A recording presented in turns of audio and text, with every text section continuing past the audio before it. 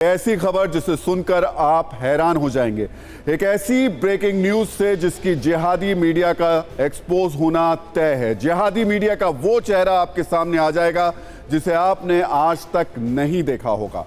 बहुत बड़ा खुलासा है ये कि देश में मीडिया के जरिए जिहाद के लिए भर्तियां निकाली गई हैं। इस्लामिक ट्रांसलेशन सेंटर ने जिहाद के लिए भर्तियां निकाली हैं। टीवी 9 भारतवर्ष के पास मौजूद इस एक्सक्लूसिव लेटर में मीडिया के जरिए जिहाद करने के लिए मुस्लिम युवाओं को भड़काया गया। इसमें मुस्लिम युवाओं को प्यारे मुस्लिम भाइयों और बहनों के नाम से संबोधित किया गया है। इसमें लिखा गया है कि जिहादी मीडिया में योगदान देने का अनोखा अवसर है। इस चिट्ठी में लिखा गया है कि जिहाद का आधा काम मीडिया के हिस्से में आता है। बिहार पुलिस की चिट्ठी से यह बड़ा खुलासा सामने आया है।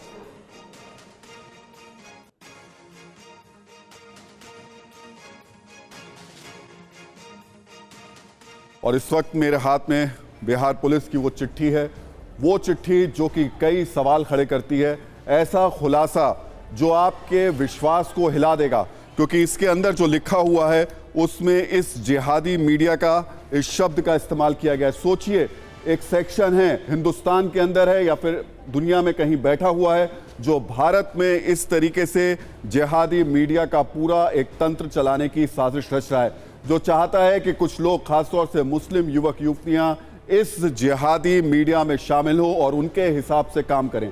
बिहार पुलिस के एक बहुत बड़े अधिकारी ने इस बात की जानकारी जो मिली है हमें वो बताई है, और ये कॉपी मैं आपके सामने एक बार फिर से बता देता हूं, दिखा देता हूं, जिसमें लिखा है कि as per information developments in cyber space on city issues, web sisters, are you interested in contributing jihadi media works? We are looking for translators. Which language you can work with? Come, let's take part in our project. Translation of the writings of the Mujahid ulema. This is a unique opportunity for you to contribute in the jihadi media, benefit your native brothers and sisters with your valuable works. It is said media is half of the jihad. ये चिट्ठी आप देख रहे हैं। मैं एक बार आपको इसका हिंदी में भी वर्ष बता देता हूं। इस चिट्ठी में जो लिखा हुआ है, ये बिहार पुलिस के आईजी यानी इंस्पेक्टर जनरल ने 21 नवंबर यानी आज से 3 दिन पहले बिहार के सभी जिला एसपी, रेलवे एसपी और पुलिस के बड़े अधिकारियों को लिखी है। इस चिट्ठी में कई विस्फोटक बातें लिखी हुई हैं। इस चिट्ठी में लिखा है कि सूचना के मुताबिक पोर्टल इस्लामिक ट्रांसलेशन सेंटर, फिर से सुन लीजिए, इस्लामिक ट्रांसलेशन सेंटर ने लिखा है प्यारे मुस्लिम भाइयों और बहनों के नाम पर एक पोस्ट को शेयर किया है। पोस्ट में अपील की गई है कि क्या जिहादी मीडिया वर्क्स में आपकी रुचि है? क्या आप अनुवाद करना चाहते हैं? आप किस भाषा में अनुवाद करना चाहते हैं? आइए अनुवाद के हमारे प्रोजेक्ट में शामिल हो। जिहादी मीडिया में योगदान देने के लिए ये आपके लिए सुनहरा अवसर है। अपने मूल्यवान कार्यों के जरिए अपने अनजान भाई बहनों को फायदा पहुंचाए। कहते हैं जिहाद का आधा काम मीडिया के हिस्से में आता है। ये पूरा इस चिट्ठी में लिखा हुआ है। ऊपर की बातों को ध्यान में रखते हुए किसी अनहोनी से बचने के लिए सुरक्षात्मक उपाय करें। ये inspector general of police special branch Bihar Patna की तरफ से कई अधिकारी हैं बिहार पुलिस के, उनको भेजा गया है। मैंने आईजी की चिट्ठी का एक एक हिस्सा आपको पढ़कर सुना दिया। अब इस चिट्ठी से 3 बड़ी बातें निकल कर आ रही हैं। पहली बात, जिहाद के लिए ऑनलाइन मीडिया पोर्टल ने भर्ती निकाली। दूसरी बात, मुस्लिम युवाओं को सीधे सीधे टारगेट किया जा रहा है, उकसाया जा रहा है, भड़काया जा रहा है। तीसरी बात, जिहादी मीडिया में शामिल होने को अनोखा अवसर बताया जा रहा है। ये सारी बातें इस्लामिक ट्रांसलेशन सेंटर ने लिखी हैं। सोचिए ये कितना बड़ा थ्रेट है, कितना बड़ा खतरा है कि देश के मुस्लिम युवाओं को भड़काया जा रहा है, खुलेआम जिहाद में शामिल होने के लिए कहा जा रहा है। और तो और अभी तक इस इस्लामिक ट्रांसलेशन सेंटर के बारे में किसी को ज्यादा जानकारी नहीं है। इसका ऑफिस कहाँ है, ये कहाँ से ऑपरेट करते हैं, इसमें कौन कौन लोग शामिल हैं, इन्हें फंडिंग कहाँ से आती है, इसके पीछे कौन है, कुछ भी अभी तक पता नहीं है। ये भारत में बैठकर ऑपरेट कर रहे हैं या देश के बाहर हैं, इसकी जानकारी भी अभी तक किसी के पास नहीं है। इस खबर की डिटेल क्या है ये हम आपको लगातार बता रहे हैं, लेकिन इस सब के बीच में हम आपको बता दें कि ये चिट्ठी एक बड़ा खतरा है। और मेरे सहयोगी पटना से रुपेश, जिन्होंने इस चिट्ठी को सबके सामने लेकर आए हैं, उनसे एक बार बात कर लेते हैं। जो चिट्ठी में लिखा है रुपेश, वो तो हमने सबको बता दिया। इसके अलावा पुलिस को कुछ और जानकारी मिल पाई?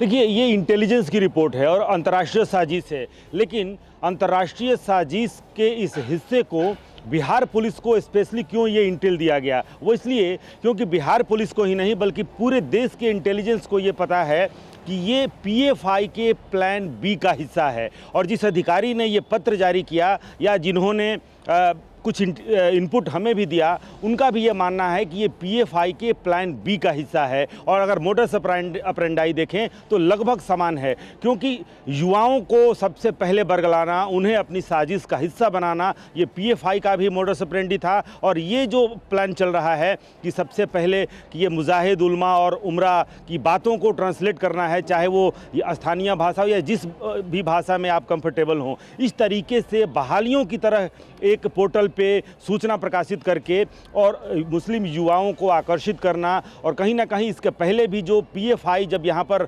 किस तरीके से बिहार में, और पीएफआई का पूरे तो ये देश में आपने इतना बहुत बड़ी बड़ा बात बता नेटवर्क दी है, रुपेश, कि ये खुलासा पीएफआई का बिहार एक में ही दूसरा हुआ। चेहरा है। इंटेलिजेंस को लगता है जी बिल्कुल, निश्चित तौर पर अगर ये पीएफआई का दूसरा चेहरा है तो ये और भी बड़ा थ्रेट है, क्योंकि पीएफआई को बैन किया गया और उसने अब अपनी शक्ल बदली है और खास तौर से मुस्लिम युवक युवतियों को टारगेट कर रहा है जिहादी मीडिया के लिए। आप अपनी राय #जिहादी मीडिया पर जरूर रखिए, क्योंकि ये राय आपकी उन लोगों तक सीधे पहुंचनी चाहिए, क्योंकि उनका खुलासा, उनका पर्दाफाश, वो बेनकाब हो चुके हैं, ये उनको भी पता चलना चाहिए। ये सीधे सीधे भारत विरोधी एजेंडा है, देश में विग्रह फैलाने और समाज तोड़ने का एजेंडा। और इसलिए हम आप कह रहे हैं कि #जिहादी मीडिया पर ट्वीट जरूर कीजिए, क्योंकि आपके जो भी विचार हैं, जो भी राय है, वो उन लोगों तक पहुंचनी चाहिए। जो लोग दिन भर भारत तेरे टुकड़े टुकड़े होंगे के सपने देखते हैं, ये उनके प्लान का स्टेज 1 है। जिस तरह से कैंसर का स्टेज 1 होता है, जिस तरह कैंसर का अगर स्टेज 1 पर ही इलाज कर दिया जाए तो खतरा टल जाता है, उसी तरह से इस समस्या को भी स्टेज 1 में ही इलाज करना बेहद जरूरी है। भारत के खिलाफ बौद्धिक काम करने की भर्ती, ये एक ऐसा मॉडल है जो पश्चिमी देशों के कई मीडिया संस्थानों में भी बीच बीच में दिखाई देता है। वहां ऐसे पोजीशन निकाली जाती हैं जिनकी शर्तों को पढ़कर ही आप अंदाजा लगा लेंगे कि वो भारत विरोधी हैं। इसका एक सैंपल न्यूयॉर्क टाइम्स ने दिखाया था। 2021 में न्यूयॉर्क टाइम्स ने एक भर्ती निकाली थी। इसमें आवेदन करने वालों से पूछा गया था कि वो भारत सरकार के खिलाफ लिख सकते हैं, भारत में सत्ता बदलने की कोशिशों में योगदान कर सकते हैं। नौकरी के इस विज्ञापन में यह भी लिखा गया था कि भारत जनसंख्या के मामले में चीन को टक्कर दे रहा है, लेकिन फिर भी विश्व मंच पर बड़ी आवाज बनने की महत्वाकांक्षा रखे हुए है। चीन के खिलाफ भारत की कार्रवाई को ड्रामा कहा गया था, यानी भारत विरोधी ये मीडिया संस्थान ऐसे लोगों को नौकरी देते हैं जो इनके हिसाब से पत्रकारिता करें, इनके हिसाब से भारत विरोधी बातें लिखें। ऐसे लिखने वाले लोगों को ये अपने अखबारों में, टीवी चैनलों में और पत्रिकाओं में जगह देते हैं। और मैं फिर आपसे कह रहा हूं, अगर आपको लगता है कि ऐसे लोग आपके इर्द गिर्द हैं तो जरूर #जिहादी मीडिया पर लिखकर हमें बताएं। हम आपको यह भी बता दें कि ऐसे लोगों को अवार्ड्स भी दिलवाए जाते हैं। पिछले 8 वर्षों में पश्चिमी मीडिया ने बार बार एजेंडे से भरपूर नैरेटिव सेट करने की कोशिश की है। भारत के आत्मनिर्भर होने से ये मीडिया हाउस इतने चिढ़े हुए हैं कि भारत की कामयाबी का मजाक उड़ाना, भारत को नीचा दिखाना, भारत के खिलाफ चीन के एजेंडे को बढ़ावा देना इनका प्रिय काम होता है। पश्चिमी मीडिया के कुछ हेडलाइंस पर अब थोड़ा सा गौर कर लीजिए। 2019 में टाइम्स पत्रिका ने अपने कवर पेज पर पीएम नरेंद्र मोदी को डिवाइडर इन चीफ बताया था। न्यूयॉर्क टाइम्स ने 2019 में पुलवामा हमले को आतंकवादी हमले के बजाय सिर्फ विस्फोट बताया था।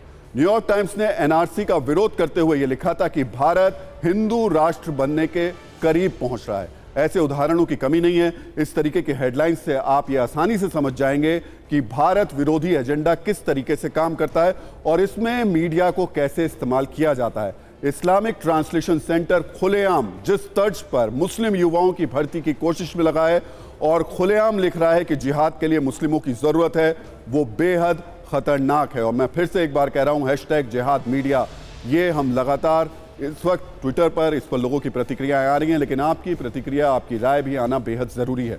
इस खबर में सत्ता का नजरिया न्याय यह है कि मीडिया जो लोकतंत्र का चौथा स्तंभ है, अगर कोई स्तंभ को उखाड़कर हथियार की तरह इस्तेमाल करने लगे तो इससे देश को नुकसान पहुंचना तय है। इसलिए जरूरी है ऐसी कोशिशों का इलाज शुरुआत में ही कर दिया जाए। इस्लामिक ट्रांसलेशन सेंटर का एजेंडा ऐसा ही दिखाई दे रहा है। यह भी हो सकता है कि यह साजिश पता ही ना चलती, लेकिन अच्छी बात यह है कि शुरुआत में ही सुरक्षा एजेंसियों ने अलर्टनेस दिखाई और हम उम्मीद करते हैं कि वो ठोस एक्शन लेकर ऐसे देश विरोधी ताकतों को कुचल देंगे।